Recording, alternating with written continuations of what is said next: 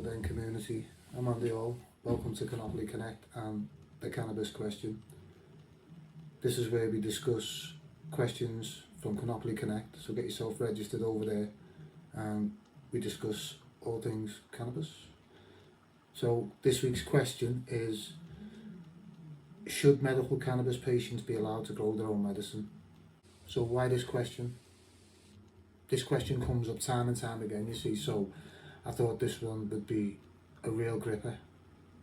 Whether you're a medical patient, someone from the legacy community, or somebody just working in the industry, or even somebody who's never used cannabis before, people mostly seem to have an opinion on this one no matter what. So we know why this question, but why am I discussing it? Well, the reason I wanted to start with this question is because it looks simple on the surface. It seems like you could just answer it yes or no. Everybody will have an opinion straight away. Easy. But the more I looked at it, the more I thought, oh, actually this is a bit more complicated than it seems. So you know why we are now discussing the question this week, but I'm not trying to prove who's right. It isn't about promoting anything. It's more about exploring the question from both sides and understand why people have different views, really. So it's not a battleground, it's just the community coming together to have a civil discussion, you know. Can we not come together and have a civil discussion about the sector? I think we can. We're getting through this. There's a few things you might want to consider or think about, perhaps, and that is, you know, some people believe patients should have complete control over the medical treatment. Does that believe if something is medicine, then it should remain within a regulated framework, a regulated medical system?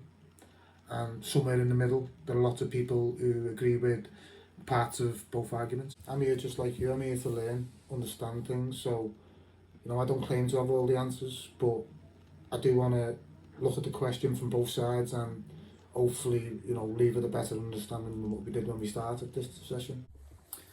I think before we can answer whether medical cannabis patients should be allowed to grow their own medicine, I think we need to ask a more basic question. You know, why do people want to home grow in the first place? What problem are they trying to solve? One of the most common arguments you'll hear is cost. Some patients spend a significant amount of money each month on consultants, prescriptions, medication. For some people that's manageable, for others it isn't. So, you know, let me ask this, if medical cannabis was affordable for everyone, would as many people still be asking for home grow? Well, another issue comes up often is access. What happens if a product becomes unavailable?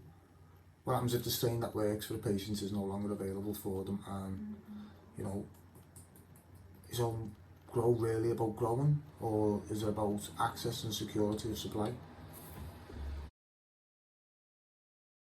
For some patients feel, you know, what works for them. Some have years of experience, well, they feel what works for them, they feel they know what works for them, so some have years of experience, some have tried numerous products. Some patients have better control over the treatment choices, so yeah, or does that responsibility belong to someone else? And you've got trust. Who should make the decisions? The patient, the doctor, the clinic, the regulator, or should the responsibility be shared between them? Or is it, finally, you know, there is a question of freedom. If somebody is legally prescribed cannabis, should they have the right to grow it themselves, or does medicine require a different set of rules? You know? So, what's interesting is we spent the last few minutes discussing cost, access, trust, choice, freedom. We haven't really discussed, you know, growing cannabis at all, really. Maybe the home grow debate isn't really just about growing. Maybe it's about solving more and more of these problems. So, you know, let's look at the strongest arguments in favour of allowing medical cannabis patients to grow their own medicine. So we can dig in a bit deeper and look at some of the reasons for the case for home grow. We've looked at some of the problems people say home grow might solve, so now let's look at the strongest arguments in favour of allowing medical cannabis patients to grow their own medicine. The first argument is cost. Medical cannabis can be expensive for patients. Consultations, as we said, prescriptions and medication costs can add up over time. For some patients, that isn't a problem. For others, it may become a barrier to access, but supporters of home grow argue that if patients can legally obtain a prescription, they should also have the option to produce their own medicine at a lower cost. I mean, another argument, that is an argument, but another argument is access. What happens if, as we said, the product that works best, or the best strain that they like or they're accustomed to or works best for them, becomes unavailable? Imports are delayed. What happens if the imports are delayed? What happens if a clinic changes supplier? Some people, they believe homegrown patients give more security and more control over continuity of treatment, so you get a continuous experience. And that is another argument, experience.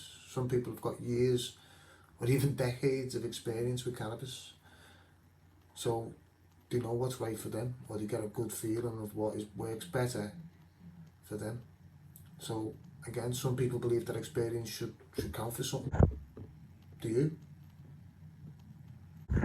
They argue patients often know what works for them on their own symptoms and should be trusted with more responsibility. Then there's the argument around freedom and autonomy. If an adult patient is has a legal prescription and uses cannabis responsibly, should they have the right to grow their own medicine? Many supporters believe the answer is yes. For them, home grow is a patient rights issue rather than cannabis issue. So yeah, some of them are the strongest arguments in favour of home grow, but there's obviously another side to this discussion. And the other side to that discussion is the case against home grow. So, let's now look at the strongest arguments against allowing patients to grow their own medicine. One concern is consistency. Modern medicine is generally expected to be predictable. Patients know what they're receiving all the time in terms of it's consistent. So that in turn gives doctors confidence that they know what they're prescribing. Pharmacists know what they're dispensing. So, can homegrown cannabis provide the same level of consistency? We see that could be explained in testing, and that is another genuine concern, is testing. Regulated products are tested. Strength, composition, quality can all be measured. With a home grow, our patients know exactly what they're using. What's the quality? Should testing be required? And if it is required, then who pays for that on a home grow? Another major concern is safety. And it's not just how should contaminants, mold, pesticides or storage issues be managed. It's more regulatory. So supporters of regulation argue that these safeguards exist for a reason.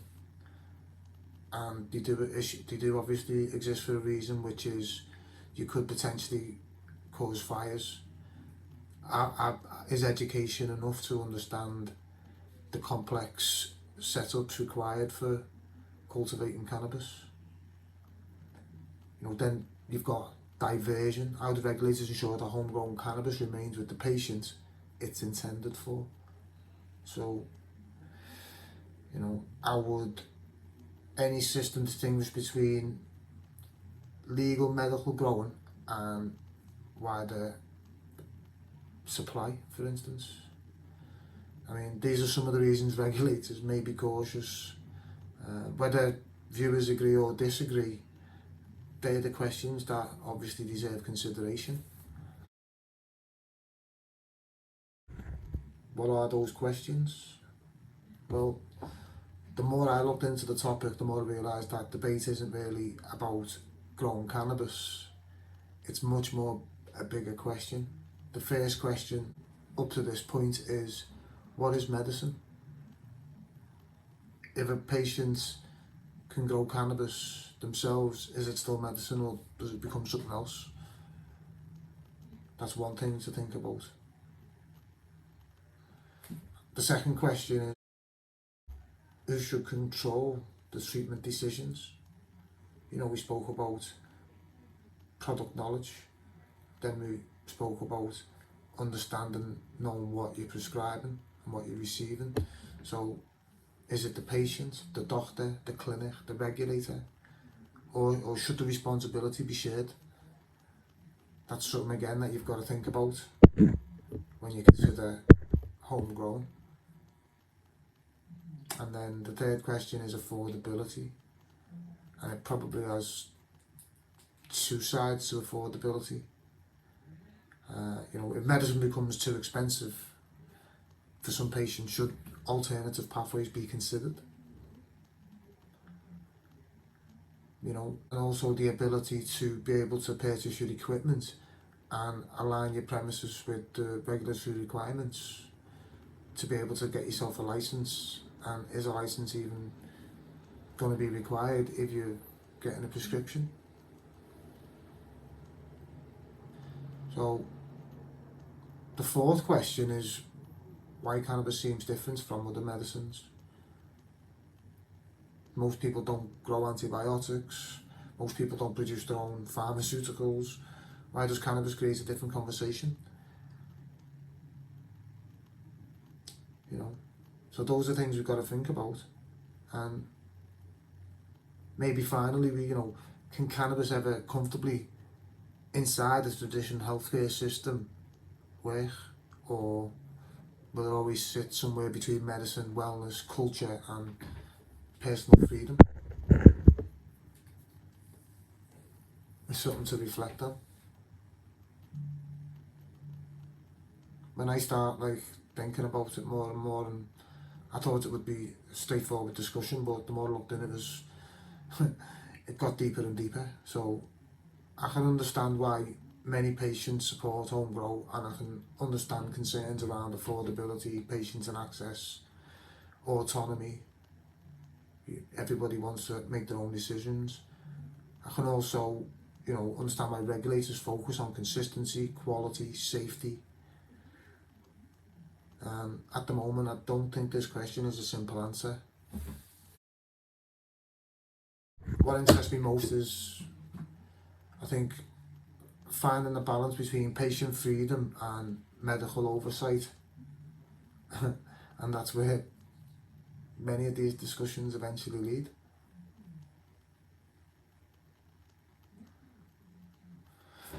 So now I'd like to hear from you guys.